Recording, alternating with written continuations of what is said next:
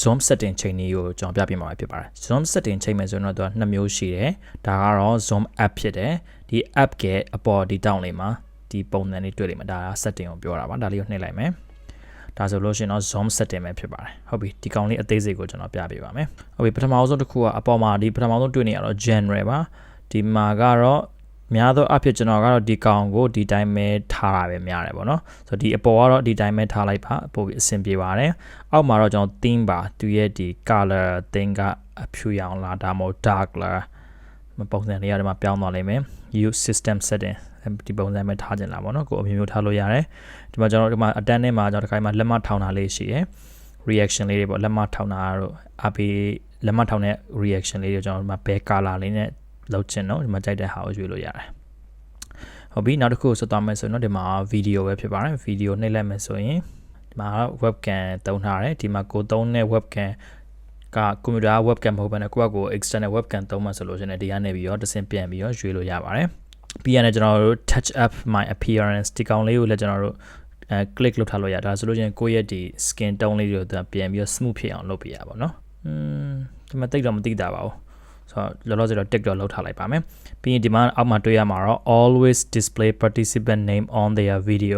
ဒီ video အပေါ်မှာဒီကိုယ့်ရဲ့ចောင်းသူចောင်းသားတွေရဲ့နာမည်လေးပေါ်နေရပေါ်စေခြင်းလားပေါ့နော်ပေါ်စေခြင်းတော့ဒါလေးကို tick လုပ်လိုက်မယ်အောက်မှာကျွန်တော်တွေ့ရမှာကတော့ဒီ see myself as the active speaker while speaking တရားယောဂစကားပြောနေချိန်မှာကိုပြန်ပြီးတော့မြင်နေရမှာဒါတွေအားလုံးအခုလောလောဆယ်တော့တိတ်သဘောပေါက်မှာမဟုတ်သေးဘူးဒါပေမဲ့နောက်ထပ် lesson တွေမှာဒီကောင်လေးကို zoom meeting သုံးနေနဲ့ပြတဲ့ခါကျလို့ရှိရင်တော့ပို့ပြီးတော့သဘောပေါက်သွားပါလိမ့်မယ်ဆိုရင် participant ကိုကျွန်တော်ဘယ်ရောက်မြင်ကြတော့25ရောက်မြင်ကြတာ49ရောက်မြင်ကြတာဒါတော့ကိုအကြောင်းသားများတဲ့ပုံမှာမူတည်ပြီးတော့ဒီကောင်တစ်ခုအတူ short လုပ်လို့ရတယ်ဟုတ်ပြီနောက်တစ်ခုကတော့ audio ပဲဖြစ်ပါတယ်ဒီဘက်အပေါ်မှာတော့ test speaker လေးဖြစ်ပါတယ်တစ်ဖက်သူကပြောတဲ့ဟာကိုဒီဘက်ကပြန်နားထောင်နေတာပေါ့နော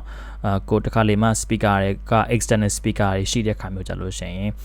မကြားတဲ့ခါမျိုးတွေဖြစ်တတ်တယ်ပေါ့နော်ဒီမှာ setting လေးတွေပြောင်းပေးရတတ်တယ်ပေါ့အဲဒါကျွန်တော်ရဲ့ကိုတစ်ဖက်သူပြောတာကိုကြားရမကြားရဆိုတော့ဒီမှာအရင်ဆုံး test လုပ်ကြည့်လို့ရပါတယ်အခုဆိုရင်တော့ကျွန်တော်ကြားနေရတဲ့အတွက်ဒီ speaker ဒီဒါဆို okay တယ်အောက်က test mic ကတော့ဒီမှာတွေ့နေရတဲ့အတိုင်းပဲဒီမှာအတန်ပါလေးတွေကသူကလှုပ်နေရပဲဖြစ်ပါတယ်ဆိုတော့ဒါဆိုလို့ရှိရင်တော့ဒီ microphone အလုပ်လုပ်နေရပဲဖြစ်ပါတယ်ဆိုတော့ဒီအောက်က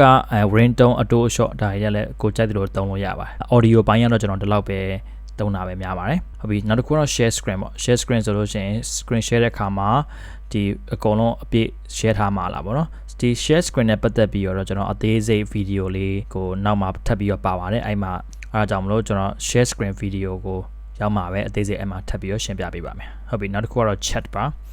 chat ကတော့ကျွန်တော်တို့ဒီ meeting မှာပါတဲ့ meeting chat တွေကိုကျွန်တော်ဘယ်လိုအသုံးပြုမှာတော့ဒီကောင်လည်းကျွန်တော် chat နဲ့ပတ်သက်ပြီးတော့လည်းအသေးစိတ် video တစ်ပုဒ်နောက်မှာပါသေးတယ်အဲ့မှာအသေးစိတ်ထပ်ပြီးတော့ရှင်းပြပေးပါမယ်zoom app ပါဒါကိုလည်းကျွန်တော် video နောက်ထပ်အသေးစိတ်ရှင်းပြပေးပါမယ် zoom background ကတော့ကျွန်တော်ဒီအနောက်က background တွေကိုလိုသလိုအပြောင်းလဲလုပ်ပေးတာပဲဖြစ်ပါတယ်ဒါနဲ့ပတ်သက်ပြီးတော့အသေးစိတ်ကိုလည်းကျွန်တော်နောက်ထပ် video တွေမှာထပ်ပြီးတော့ရှင်းပြပေးပါမယ်ဖြစ်ပါတယ်ဟုတ်ပြီနောက်တစ်ခုသွားကြည့်အောင် recording ကတော့ကျွန်တော်တို့ဒီ zoom က recording ယူလို့ရတယ်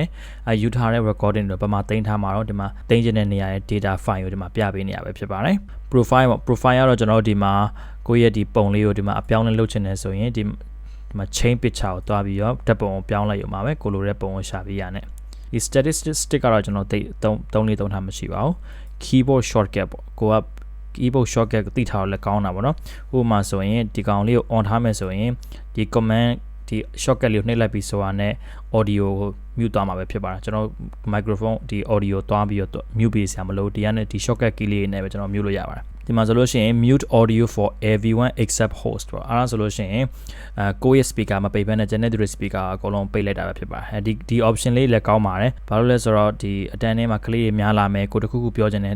အဲ့လိုအတန်းတွေစုနေတဲ့ခါမျိုးကျလို့ရှိရင်ဒီ shortcut key ကိုနှိပ်လိုက်တာနဲ့သူရဲ့ speaker တွေအားလုံးပိတ်သွားမှာပဲဖြစ်ပါတယ်ဒါလေးကတော့ on ထားလိုက်ပါမယ်ဆိုတော့ကျန်တဲ့ဟာတော့ကျွန်တော်တို့ကတိတ်ထွေထွေမရှိပါဘူးဒါပထမဆုံးတစ်နည်းပေါ့နော် setting နောက်ထပ်တစ်ခုကိုထပ်ပြီးတော့ပြပေးပါမယ်နောက်ထပ်တစ်ခု setting ကိုထပ်ပြီးတော့သွားမယ်ဆိုလို့ရှိရင်ကျွန်တော်တို့ဒီမှာ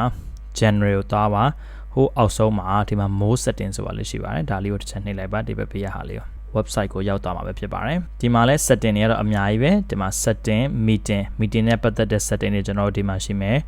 waiting room ကိုထားမှာလားထားမယ်ဆိုရင်တော့ဒီကောင်လေးကို on ထားမယ် waiting room ဆိုတော့ကျွန်တော်ကျောင်းသားတွေလာမယ်လာပြီးဆိုတော့သူတို့ဒီကိုကပေးပြီးတော့ဝင်မှာသူတို့ကဝင်ရမှာပေါ့နော်အဲ area မှာသူတို့စောင့်နေမှာပဲဖြစ်ပါတယ်ဒါ meeting passcode တွေဒါတွေကတော့ မှာဆိုရင် schedule meeting မှာဆိုလို့ရှိရင် host video ကို meeting ဆက်ချင်းမှာဖွင့်ထားမှာလားပိတ်ထားမှာလားဆိုတော့များသောအားဖြင့်ကျွန်တော်တို့ပိတ်ထားရပဲများတယ် participant video လည်းပိတ်ထားရများပါတယ်ဆိုတော့ဒီမှာကိုလိုရင်လိုအပ်တယ်လို့ပြောင်းလဲလုပ်လို့ရပါတယ်ဒီမှာဆိုရင် mute all participant when join a meeting